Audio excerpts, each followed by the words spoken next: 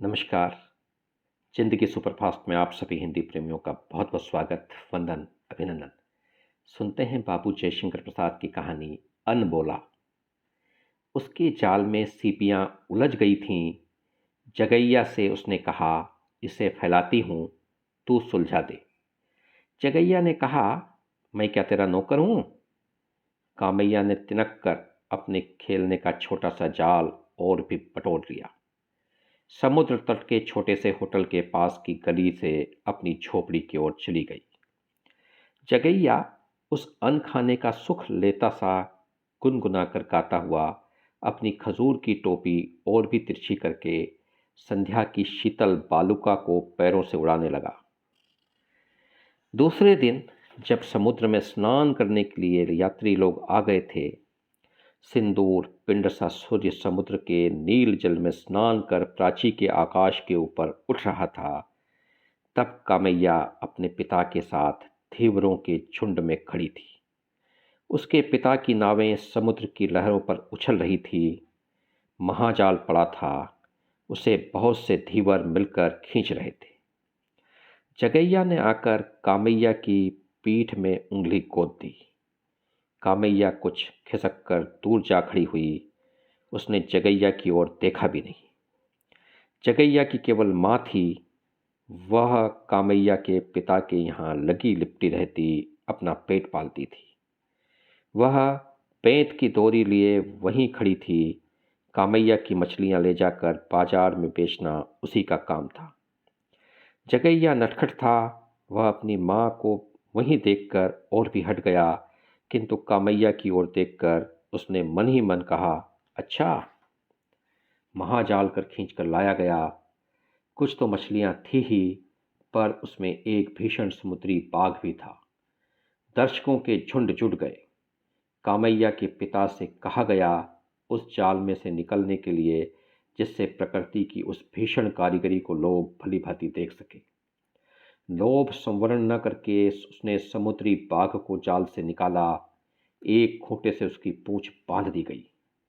जगैया की माँ अपना काम करने की धुन में जाल में मछलियाँ पकड़कर तौरी में रख रही थी।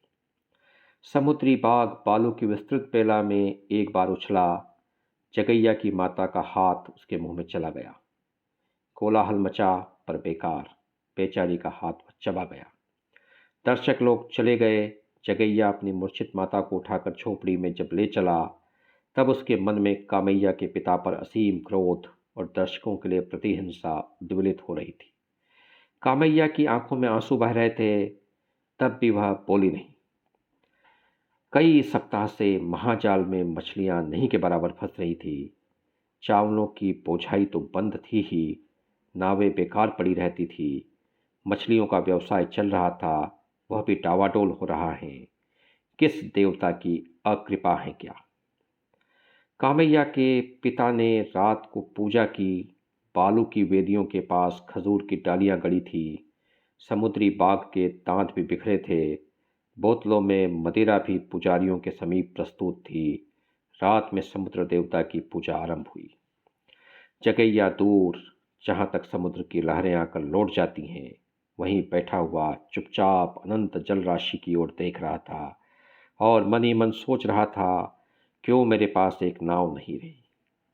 मैं कितनी मछलियाँ पकड़ता, आह, फिर मेरी माता को इतना कष्ट क्यों होता। अरे, वह तो मर रही हैं। मेरे लिए इसी अंधकार सा दारिद्र्य को छोड़कर मर रही हैं। तब भी देखें भाग्य देवता क्या करते हैं। इसी रगैया की मजदूरी करने से तो वह मर रही है। उसके क्रोध का द्वेग समुद्र सा गर्जन करने लगा।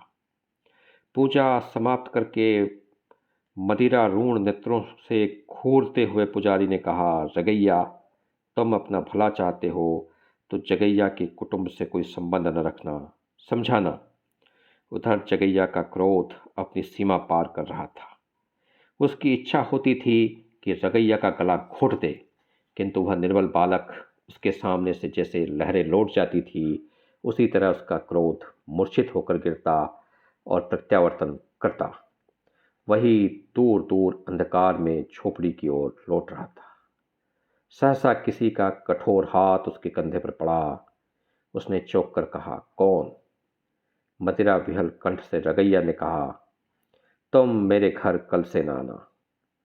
जगैया वहीं बैठ गया। वह फूट फूट कर रोना चाहता था, परंतु अंधकार उसका गला घोंट रहा था। दारुण क्षोभ और निराशा उसके क्रोध को उत्तेजित कर रही। उसे अपनी माता के तत्काल न मर जाने पर झुंझलाहट सी हो रही थी। समीर अधिक हो चला। प्राची का आकाश स्पष्ट होने लगा, पर जगैया का अदृष्ट तस्माच्छन्न था। कामैया ने धीरे धीरे आकर जगैया की पीठ पर हाथ रख दिया। उसने घूम कर देखा। कामैया की आंखों में आंसू भरे थे। दोनों चुप थे। कामैया की माता ने पुकार कर कहा, जगैया, तेरी माँ मर गई, इसको अब ले जा। जगैया धीरे धीरे उठा और अपनी माता के शव के पास खड़ा हो गया। अब उसके मुख पर हर्ष, विषाद, सुख दुख कुछ भी नहीं है। उससे कुछ बोलता न था और वह भी किसी से बोलता नहीं चाहता था। किंतु कामैया भीतर ही भीतर फूट फूट कर रो रही थी। पर वह बोले कैसे? उससे तो अनबोला था ना। तो हमने बाबू जयशंकर प्रसाद की कहानी अनबोला सुनी, और यह बड़ी ही मार्मिक कहानी है।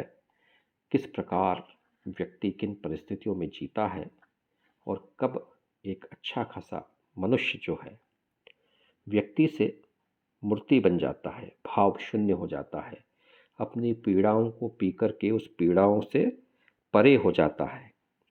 तो इस कहानी के अंदर हमने मनुष्य की उस बदलती हुई अवस्था को देखा, और इस अवस्था को देखने के दौरान लगभग 7 मिनट इस सफ़र में आप हम सफ़र रहे। इसके लिए आप सभी का बहुत बहुत धन्यवाद। प्रणाम।